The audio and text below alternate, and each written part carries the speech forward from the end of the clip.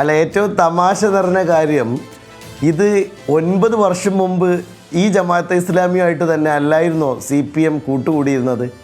ജമാഅത്തെ ഇസ്ലാമിക്ക് 9 വർഷങ്ങൾക്ക് ശേഷം ഏതെങ്കിലും നയവ്യതിയാനം ഉണ്ടായതായിട്ട് നിങ്ങൾക്കറിയോ? ഞാനറിഞ്ഞിട്ടില്ല. ഏതായാലും CPIMൻ്റെ കൂടെ കൂടിയ അതേ ജമാഅത്തെ ഇസ്ലാമിയുടെ രാഷ്ട്രീയമായി നിലകൊള്ളുന്ന വെൽഫെയർ പാർട്ടി, ജമാഅത്തെ ഇസ്ലാമിയെ നേരിട്ട് കൂട്ടിയവരാണ് CPM.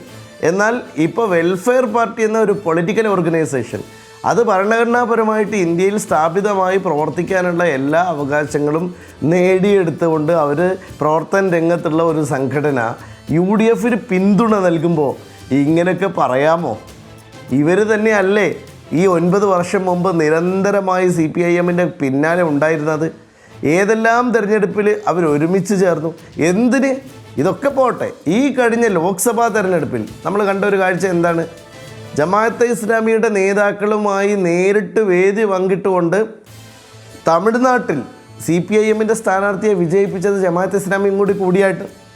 ഇന്ത്യൻ ജമാഅത്തെ ഇസ്ലാമിയുടെ നയത്തിൽ നിന്ന് വ്യത്യസ്തമായി കേരള ജമാഅത്തെ ഇസ്ലാമിക്ക് വേറൊരു നിലപാടുണ്ടോ? അപ്പോൾ ഇത് തങ്ങൾക്ക് കിട്ടിയിട്ടില്ലെങ്കിൽ വർഗീയത, തങ്ങളുടെ കൂടെ നിൽക്കുമ്പോൾ സ്വർഗീയത. ഇതൊരു രാഷ്ട്രീയ പാർട്ടിക്ക് ഭൂഷണമാണോ? എന്നിട്ട് PDPയെ അവർ ന്യായീകരിക്കാൻ വേണ്ടി ശ്രമിക്കുന്നു. ഓക്കെ, ശരി.